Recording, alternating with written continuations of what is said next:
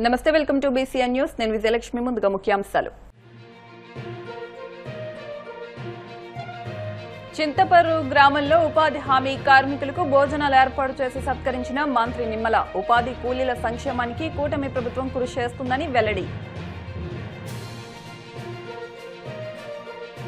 గత వైసీపీ హయాంలో గ్రామ సచివాలయ నియామకాల్లో భారీ అవకతవకలు జరిగాయన్న విజయ్ కుమార్. అర్హులను కాదని వైసీపీ కార్యకర్తలకు ఉద్యోగాలు ఇచ్చారని ఆరోపణ. ఆడబిడ్డ నిధి అమలు చేయకుండా మోసం చేయడం దుర్మార్గమన్న మాజీ మంత్రి విడుదల రజని. ప్రతి ఆడబిడ్డ ఆడపులిలా మారే రోజు దగ్గరలోనే ఉందని హెచ్చరిక.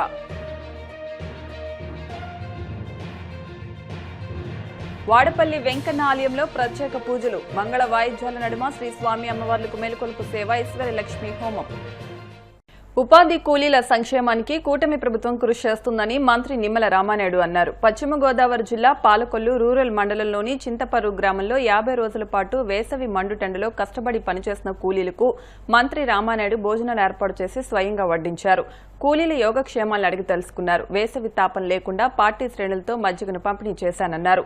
లక్కీ డ్రా ద్వారా మహిళా కూలీలకు చీరలు అందజేశారు.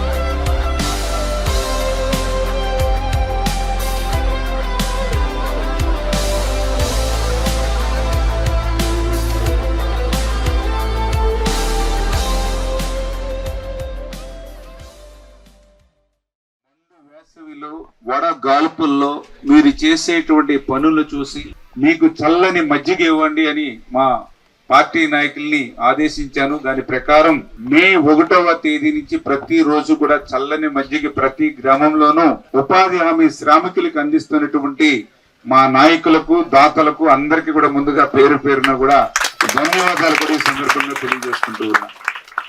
ఈ రకంగా చల్లని మజ్జిగ ఇస్తూ ఈ ఉపాధి హామీ యొక్క వేసవి కాలంలో పనులు ముగింపు సందర్భంగా 56వ రోజుల నుంచి కష్టపడి పని చేశాం.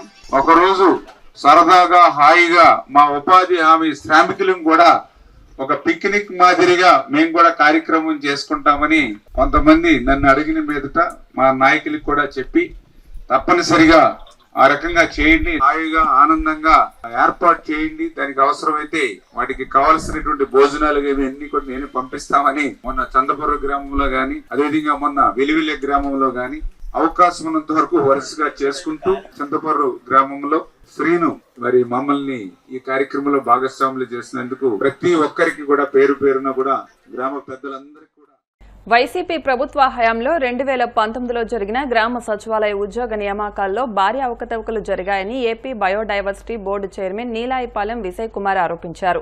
అర్హులైన నిరుద్యోగ యువతను పక్కన పెట్టి కేవలం వైసీపీ అనుచరులకే ఉద్యోగాలు కట్టబెట్టారని ఆయన తీవ్ర విమర్శలు గుప్పించారు. మంగళగిరి టీడీపీ కేంద్ర కార్యాలయంలో ఏర్పాటు చేసిన మీడియా సమావేశంలో ఆయన మాట్లాడుతూ లక్షలాది మంది అర్హులకు గత ప్రభుత్వం తీవ్ర అన్యాయం చేసిందని పేర్కొన్నారు. గతంలో 90% ఉద్యోగాలు తమ కార్యకర్తలకే ఇచ్చామని విజయసాయిరెడ్డి చేసిన వ్యాఖ్యలను విజయ్ కుమార్ ఈ సందర్భంగా గుర్తు చేశారు. ఆ వ్యాఖ్యలే అప్పటి వాస్తవ పరిస్థితికి అద్దం పడుతున్నాయని అన్నారు. జగన్మోహన్ గారు ప్రతి నెల 2-3 తేదీల్లో బెంగళూరు నుంచి వచ్చి తాడేపల్లిలో పెట్టే ప్రెస్ మీట్లో భాగంగా మన పొద్దున అనుకుంటాను డిఎస్సి మీద విమర్శలు చేస్తూ మేము పెట్టిన అత్యంత పారదర్శకతమైన డిఎస్సి మీద విమర్శలు చేస్తూ 2019లో ఆయన అధికారానికి రాగానే వాళ్ళు పెట్టిన పరీక్షలు ఎంత బ్రహ్మాండంగా పెట్టారు, ఎంత మైలురాయిలు అది ఇది అంటూ చెప్పుకొచ్చారు. ఆయన ఉద్దేశం ఏంటంటే 7 ఏళ్ళు అయిపోయింది కాబట్టి అందరు మర్చిపోతారు అనే ఉద్దేశం. తన హయాంలో జరిగిన 1,25,000 ఉద్యోగాలను ఏ విధంగా ఎంత లోపభూయిష్టంగా ఇచ్చారు, ఎన్ని స్కాములు జరిగాయి, ఎంతమంది పేర్లు బయటకు వచ్చాయి, ఎంతమంది బంధువులు ఎక్కడెక్కడ పనిచేస్తారు, ఇవన్నీ చెప్పాల్సిన బాధ్యత మాకు కూడా ఉంది కదా. దాదాపు 7 ఏళ్ళు అయిపోయింది. కొత్తగా ఓటర్లు చాలా మంది వచ్చారు. వాళ్ళకి పాత స్కాములు తెలియదు కదా. 2013 స్కాములు, 14 స్కాములు, సిబిఐ కేసులే మర్చిపోతున్నారు జనాలు. చాలా సంవత్సరాలు అయిపోయింది. ఇప్పుడు కొత్తగా మన 2019 కూడా మర్చిపోతారు కదా. అందుకని జగన్ గారిని అక్కడే కాసేపు ఆపెట్టి, బాబు ఒక్క క్షణం ఉండు, మమ్మల్ని తిట్టే ముందు ఒక్కసారి మీరు చేసింది కూడా విని జనాల్ని డెసిషన్ తీసుకొని. సో ఈ ద్వంద్వ నీతిని, జగన్ గారి రాజకీయ నైతికతను అసలు ఉందా, అట్లాంటి పొలిటికల్ మొరాలిటీ అనేది ఉందా, ఒకవేళ ఉంటే ఎలా ఉంది, అసలు ఉందా లేదా అన్న విషయం కూడా ప్రజలు తెలుసుకోవాలి. ఎందుకంటే ఒక మాజీ ముఖ్యమంత్రి నేను బ్రహ్మాండంగా చేశాను, మీరేం బాగా చేయలేదంటే, నువ్వు చేసి ఇంత ఘోరంగా ఉందా బాబు అని చెప్పాల్సిన బాధ్యత అధికారంలో ఉన్న మా పార్టీ కూడా ఉంది కదా, ఒక రాజకీయ పక్షంగా మాకు కూడా ఉంది కదా. 7 ఏళ్ల తర్వాత మళ్ళా వచ్చి మీరు ప్రతిపక్షంలో చిత్తుగా ఓడిపోయిన తర్వాత కూడా అరే మనల్ని ఎందుకు ఓడించారా, ఇవంతా మనం చేశాం కదా అనే ఆ మాత్రం ఆలోచన లేకుండా లాస్ట్ ఇయర్ జరిగిన మెగా డిఎస్సిని మీరు క్రిటిసైజ్ చేస్తారు. జాతీయ స్థాయిలో ఇదెవరో మన ఏపీపీఎస్ లోపల ఉండేవాళ్ళు, మన పెద్దిరెడ్డి రామచంద్రారెడ్డి గారి రిటైర్డు పరిపాలనా అధికారం, ఆ లోపల ఉంటే టైపిస్టు అనితమ్మో కాదు. This has been conducted by TCS iON. మీ కంప్యూటర్ గురించి, నా కంప్యూటర్ ఫీల్డ్ గురించి, సాఫ్ట్వేర్ ఫీల్డ్ గురించి ఐడియా లేకపోతే try to find out. This exam has been conducted by TCS iON, computer ఆధారిత పరీక్షా వేదిక, సిబిటి అంటారు. 42,000 ప్రశ్నలతో కూడిన పూర్తి ర్యాండమైజ్డ్ క్వశ్చన్ బ్యాంక్ అంటారు. అంటే 42,000 ఎన్ని పర్మిటేషన్లు కాంబినేషన్లు వస్తాయో, ఒకరికి వచ్చిన క్వశ్చన్ పేపర్ ఇంకోటికి రాదు. డేటా ప్యాకెట్స్ అంటారు. ఒకసారి ఈ ప్యాకెట్ వస్తుందంటే దాంట్లో ఇంకా ఏ రకమైన పెన్ డ్రైవ్లు పెట్టడానికి లేదు. మీ ఫేషియల్ ఐడి ఉంటేనే వస్తుంది, దాని మ్యాచ్ అయితేనే వస్తుంది. ఇట్లా పలు రకాల సాఫ్ట్వేర్ జాగ్రత్తలు తీసుకొని 89 సెషన్లలో కంప్యూటర్ ద్వారానే ఎక్కడ మాన్యువల్ అనేది లేకుండా, అంటే హ్యూమన్ ఎలిమెంట్ లేకుండా 89 సెషన్లో క్వశ్చన్ పేపర్ లీకేజీకి ఏ మాత్రం ఆస్కారం లేకుండా అత్యంత పారదర్శకంగా నిర్వహించిన ఎగ్జామ్ని మీరు చేసిన ఏదో పనులన్నీ మర్చిపోయి, మీ వాళ్ళకు ఉద్యోగాలు ఇచ్చేసుకున్నంతా మర్చిపోయి, ఒకరికి 10 సార్లు ఒకే మాట చెప్తే నమ్మేస్తారంటే ఎట్లా? మీ హయాంలో జరిగింది ఏంటి అంటే, మార్కులు రాక అర్హత ఇది కూడా సాధించకుండా వేలాది పోస్టులు ఖాళీగా మిగిలిపోతే వాటిని భర్తీ చేయడానికి రాత్రి జీవో నెంబర్ 160 అనుకుంటా, జీవో నెంబర్ 116 రిలీజ్ చేసి 15 గ్రేస్ మార్కులు ఫ్రీగా ఇచ్చేసి 100 మార్కులకి 20 మార్కులు 30 మార్కులు కూడా రాని వాళ్ళని, 15 మార్కులు కూడా రాని వాళ్ళని అందరినీ ఎట్లా క్వాలిఫై చేశాము అనిపించేసి వాళ్ళందరికీ ఉద్యోగాలు ఇచ్చేసిన మీతో మేము చేసిన ఎగ్జామ్ని పోల్చడానికి ఏమన్నా అర్థం ఉందా? ఇవన్నీ చెప్పిన తర్వాత పాతవే కదా, మర్చిపోయింటారు మామూలు ప్రజలు కూడా. 7 సంవత్సరాలు పడిన 5 సంవత్సరాలు పడిన కష్టాలు మామూలు కాదు కదా. ఇవన్నీ ఉన్న తర్వాత ఇంకా ఏ బూతులు తిట్టారో నాకైతే తెలియదు. అట్లా తిట్టారు వైసీపీని. అన్ని ఓపెన్లు చేసిన తర్వాత మీరు ఇవన్నీ కళ్ళ ముందు మేము కనిపెట్టని ఇంకెన్ని ఉన్నాయో. మీరిచ్చిన జీవోనే, స్పోర్ట్స్ కోసం మీరిచ్చిన హారిజాంటల్ జీవో ప్రకారమే సెంట్రల్ గవర్నమెంట్ యొక్క మార్గదర్శకాలతో ఈ జీవోలని ఇచ్చి ఒక్కొక్క పేరుని క్లియర్గా ఎక్స్ప్లెయిన్ చేసి ఇంత చేస్తుంటే మాకు సంబంధం లేదు, మేము మాట్లాడేది మట్టి వేస్తూనే ఉంటాము. 2 లక్షల ఉద్యోగాలను డిఎస్సి 13 డిఎస్సీల ద్వారా ఇచ్చిన గవర్నమెంట్ మీద 2 లక్షల ఉద్యోగాలను 13 డిఎస్సీల ద్వారా ఇచ్చిన గవర్నమెంట్ మాది. ఒక్క ఉద్యోగం అన్నా, పేరుకి ఒక్క టీచర్ ఉద్యోగం అన్నా డిఎస్సి ద్వారా మీరు 5 సంవత్సరాలు ఇచ్చారా? 5 సంవత్సరాల్లో ఒక్క ఉద్యోగం కూడా ఇవ్వకపోవడం అంటయ్యా. 1,10,000 ఉద్యోగాలు ఇస్తాడు. ఇది నీ మొత్తం బండారం, 1,10,000 బండారం ఇది. ఇంతకంటే ఇంకేం చెప్పండి జగన్ గారు? ఎన్నికల ముందు మహిళలకు ఇచ్చిన ఆడబిడ్డ నిధి హామీని అమలు చేయకుండా చంద్రబాబు ప్రభుత్వం మహిళలను నిలువునా మోసం చేసిందని మాజీ మంత్రి విడుదల రజని మండిపడ్డారు. ఎన్నికల సమయంలో గొప్పలు చెప్పి అధికారంలోకి వచ్చిన తర్వాత మాట తప్పడం దుర్మార్గమని విమర్శించారు. తాడేపల్లిలోని మీడియాతో మాట్లాడిన ఆమె ఆడబిడ్డ నిధి అమలు చేయలేమని 2 ఏళ్ల తర్వాత చెప్పడం ప్రభుత్వ వైఫల్యానికి నిదర్శనమన్నారు. హామీ ఇచ్చేటప్పుడు రాష్ట్ర ఆర్థిక పరిస్థితి తెలీదా అని ప్రశ్నించారు. ఇప్పుడు రాష్ట్రాన్ని నమ్మేసిన ఆడబిడ్డ నిధి అమలు చేయలేమని చెప్పడం ప్రజలను మోసం చేయడమేనని అన్నారు. నాయుడు గారు గతంలో పోలవరం ప్రాజెక్ట్ దగ్గర కొంతమంది మహిళలందరినీ అక్కడికి తోలి జయము జయము చంద్రన్న అని చెప్పి ఏ విధంగా మహిళల చేత చిడతలు కొట్టిస్తూ పాటలు పాడించుకున్నారో మనమంతా కూడా చూసాము. ఆ తర్వాత ఆ ఎలక్షన్ లో మరి ఏ విధంగా ఆయన మహిళలతో చిడతలు కొట్టించుకున్నారో మరి అదే ఎలక్షన్ లో జనం చాచి కొట్టారు. 23కి మరి పడిపోయారు జనం చాచి కొడితే. ఒకవైపేమో చంద్రబాబు నాయుడు గారి ప్రభుత్వం ఏదో సాధించినట్టు, వాళ్ళేదో ఘనత సాధించినట్టు, అసలు వాళ్ళు అసలు సూపర్ సక్సెస్ అయినట్టు, ఇక వాళ్ళ ప్రభుత్వం గురించి వాళ్ళే ఇష్టం వచ్చినట్టుగా వాళ్ళకు వాళ్ళే సెల్ఫ్ డబ్బా కొట్టుకోవడం చూస్తా ఉన్నాం. రాష్ట్ర ప్రజలేమో ఈ చంద్రబాబు నాయుడు గారు ఈయన ఎప్పుడు దిగిపోతారు, చక్కగా సంక్షేమం అందించినటువంటి జగనన్న సంక్షేమ పాలన ఎప్పుడు వస్తుందా అని చెప్పి ఒకవైపునేమో రాష్ట్ర ప్రజలంతా కూడా ఎదురు చూస్తున్నారు. వీళ్ళని మనము ఇంకా 3 ఏళ్లు భరించాలి, ఇంకా 3 ఏళ్లు ఓపికతో ఉండాలి, మంచి రోజులు రావాలంటే అని చెప్పి ప్రజలు ఫిక్స్ అయ్యారు. మహిళలైతే ఇప్పటి నుంచే ఎదురు చూస్తున్నారు, జగనన్న పాలన ఎప్పుడొస్తుంది, జగనన్న సంక్షేమ పాలన ఎప్పుడొస్తుంది, మహిళలకు రక్షణ ఉండే రోజులు ఎప్పుడొస్తాయి అని చెప్పి మహిళలు ఇప్పటి నుంచే ఎదురు చూస్తా ఉన్నారు. రాష్ట్రంలో ఈ విధంగా కోట్ల మంది ప్రజలు ఎదురు చూస్తా ఉంటే మరి సడన్ గా చంద్రబాబు నాయుడు గారు మాట్లాడుతూ ఉంటారు, చీకటి పాలనను చీల్చుకుంటూ వచ్చారంట. ఏంటిది? ఎవరిది చీకటి పాలన, ఎవరిది చీటింగ్ పాలన ప్రజలన్నీ గమనిస్తున్నారు. నిన్న 2 ఏళ్ల నమ్మకం సభలోనే మనం చూద్దాము. వాళ్ళు 2 ఏళ్ల నమ్మకం అని వాళ్ళు చెప్పుకుంటున్నారు, జనం అనాలి కదా, వాళ్ళకి వాళ్ళే అనుకుంటా ఉన్నారు.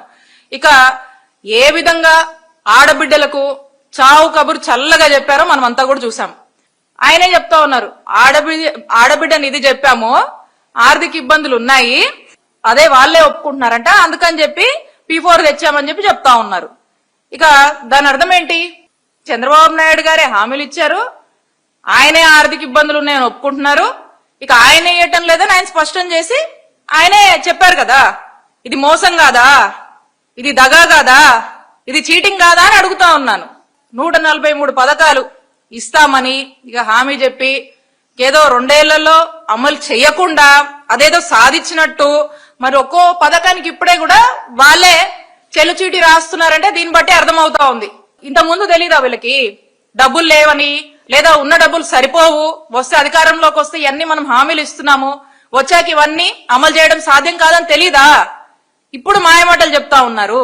చంద్రబాబు నాయుడు గారి అనుభవం ఎంత? 45 ఏళ్ళు ఇండస్ట్రీగా చంద్రబాబు నాయుడు గారు 4 సార్లు ముఖ్యమంత్రిగా చేశారు కదా. ఆయన 4 సార్లు ముఖ్యమంత్రిగా చేసిన అనుభవం చంద్రబాబు నాయుడు గారికి ఉంది కదా. అప్పుడు తెలీదా ఈ లేనిపోని హామీలన్నీ ఇచ్చేసి ప్రజల్ని మోసం చేసిన వాళ్ళం అవుతామేమో, ఇవన్నీ ఇవ్వడం సాధ్యపడదని మరి మేనిఫెస్టో రాసినప్పుడు తెలీదా, సూపర్ 6 రాసినప్పుడు తెలీదా చంద్రబాబు నాయుడు గారికి? ఇప్పుడు 2 ఏళ్లకే వచ్చి ఏ విధంగా చేతులెత్తేసి ఏ విధంగా మరి ప్రజల్ని మోసం చేస్తూ, మహిళల్ని మోసం చేస్తూ, రాష్ట్రంలో ఉన్నటువంటి అందరినీ మోసం చేస్తూ చాలా సింపుల్ గా ఇలాంటి చావు కబుర్లు, ఇలాంటి మీటింగ్లు పెట్టి చల్లగా చెప్తున్నారంటే రాష్ట్ర ప్రజలకు ఇప్పటికే అర్థమవుతా ఉంది, అర్థమైపోయింది. గతంలో కూడా చూసాం చంద్రబాబు నాయుడు గారి పాలనలో. అసలు ఆయన పాలనన్నా, గతంలో ఆయన పరిపాలనన్నా, ఆయన మాటలన్నా ఇవన్నీ కూడా ఉట్టిట్టు గాలి మాటలు లాంటివని తెలుసు. ఇక ఒక మాట ఇచ్చాడంటే ఆ మాట మీద నిలబడేది లేదు, సచ్చేది లేదు. క్రెడిబిలిటీ లేని మాటలు, క్రెడిబిలిటీ చంద్రబాబు నాయుడు గారికి లేదని ప్రజలకు స్పష్టంగా తెలుసు. ఏదో అబద్ధపు మాటలు చెప్పి, ఏదో జగనన్న కన్నా ఇంకా మించి ఇస్తామని చెప్పి ఆశ చూపించి జనం ఏమనుకున్నారు, జగన్మోహన్ రెడ్డి గారు ఇస్తున్నవన్నీ కూడా టయానికి అకౌంట్ లోకి వస్తున్నాయి, ఈయన అంతకన్నా మించి ఇస్తానంటే అదేంది ఇట్లా చెప్తున్నాడు అని చెప్పి వాళ్ళని ఆశపెట్టి మోసం చేసి ఓట్లు వేయించుకున్నారు. ఇప్పుడు తీరా ఈ 2 ఏళ్ల కాలంలో రకరకాల ప్లాట్ఫామ్స్ లో రకరకాలుగా ఏ విధంగా అబద్ధాలు చెప్పుకుంటూ వచ్చారో అది కూడా చూద్దాం మనం. ఏం మాట్లాడాలో వాళ్ళకి స్పష్టత లేదు కాబట్టి ఏదేదో మాట్లాడుతూ ఏదేదో చెప్పుకుంటూ అట్లా కాలయాపన చేశారు. కాబట్టి అందుకే డైవర్షన్ పాలిటిక్స్ ఫస్ట్ నుంచి కూడా డైవర్షన్ పాలిటిక్స్ మీదే ఈ 2 సంవత్సరాలు కూడా నెట్టారు. ఎప్పటికప్పుడు ఏదో ఒక అంశం తీసుకురావడము, ఆ అంశం గురించి రకరకాలుగా దాన్ని ప్రజల్లోకి ఆ ఫాల్స్ అంశాలని రకరకాలుగా ప్రజల్లోకి పంపించేటువంటి ప్రయత్నం చేశారు. ఇక దాంట్లోనే కాలయాపన చేస్తూ వచ్చారు. ఎప్పుడు చూడు మా జగనన్న గురించి, మా వైఎస్ఆర్ కాంగ్రెస్ పార్టీ గురించి, మా జగనన్న పాలన గురించి బురద జల్లడము, దాని మీద ఏదో ఒకటి తీసుకురావడము, అది ప్రజల్లోకి ఫాల్స్ గా నెరేటివ్ పంపించాలనేటువంటి ఒక ప్రయత్నము. ఇక ఏమంటే ఇలా రెడ్ బుక్, ఇక ఇదే వాళ్ళ గవర్నెన్స్, ఇంకోటి లేదు. కాబట్టి చెప్పడానికి కూడా ఏమీ కూడా లేదు. కాబట్టి ఈ విధంగా అందరినీ మోసం చేస్తూ కాలయాపన చేస్తూ ఇప్పటి వరకు కూడా వస్తున్నటువంటి మీ ప్రభుత్వం గురించి ప్రజలకు ఇప్పటికే ఒక స్పష్టత వచ్చింది. మీ పాలనకు స్వస్తి చెప్పే రోజులు, ప్రజలు స్వస్తి చెప్పే రోజులు తొందరలోనే ఉన్నాయి. మరీ ముఖ్యంగా మీరు ఏ విధంగా అయితే మహిళలను వేధిస్తున్నారు, మహిళల్ని ఇబ్బంది పెడుతూ, మహిళల్ని మోసం చేస్తూ వస్తున్నారో ఖచ్చితంగా ప్రతి ఒక్క మహిళ కూడా ఒక దుర్గా మాతగా ఈ 2029 ఎన్నికల్లో మిమ్మల్ని గద్దె దించేందుకు పనిచేస్తుంది. బలంగా కూడా మీరు ఓడిపోవాలి, మీరు ఇంటికి పోవాలి, మీ పాలన మాకొద్దు అని చెప్పి ప్రతి గుండె కూడా ఈ రాష్ట్రంలోని బాధపడుతున్నటువంటి ప్రతి గుండె కూడా కోరుకుంటుందని తెలియజేస్తుంది. ఇప్పుడు కాసేపు ప్రకటనలు.